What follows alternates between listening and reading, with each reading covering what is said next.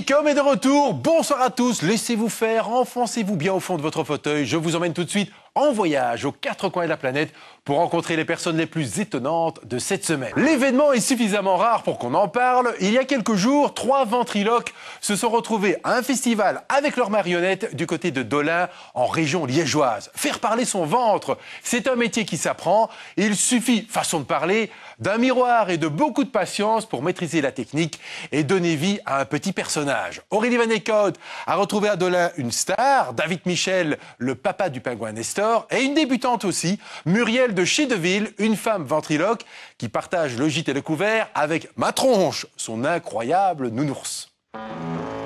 La route, Muriel de Chédeville connaît ça. Elle roule sur le bitume pour se donner en spectacle aux quatre coins de la France et de la Belgique. Muriel est une des rares femmes à exercer le métier de ventriloque. Elle n'est donc jamais vraiment seule, mais toujours bien chargée.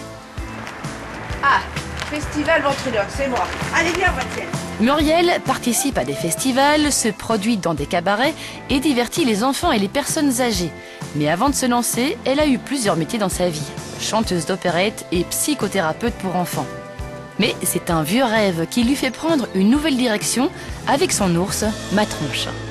Ça a été mon ours qui a rempli la solitude dans laquelle j'étais, puisque j'étais fille unique. Et en fin de compte, j'ai un oncle qui a eu la grande idée de m'acheter mon premier ours, à qui j'ai confié tous mes secrets. Tous tes soucis. Oui. Tous mes problèmes.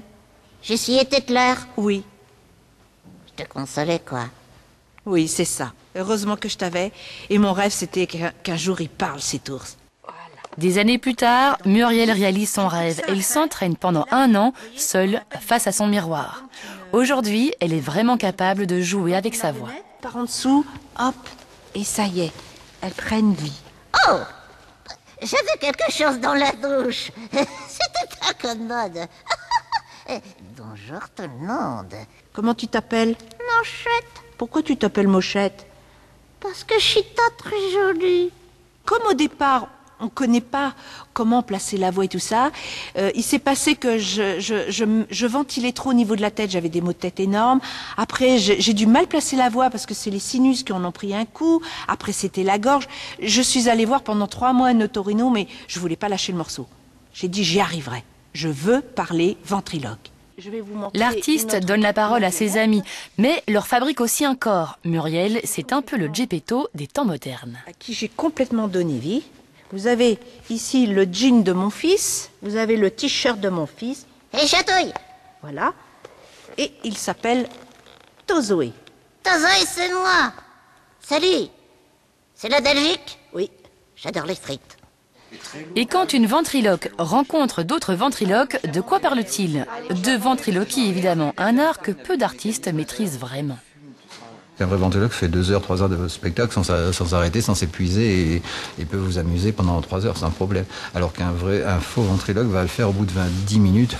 Il n'en peut plus, c'est fini parce que c'est trop dur, c'est trop compliqué. C'est un art très très difficile. Quant à Muriel, sa performance est étonnante. En 2 ans à peine, elle fait déjà partie des grands. Elle parvient en un tour de main à donner vie à sa marionnette sans le moindre frémissement des lèvres.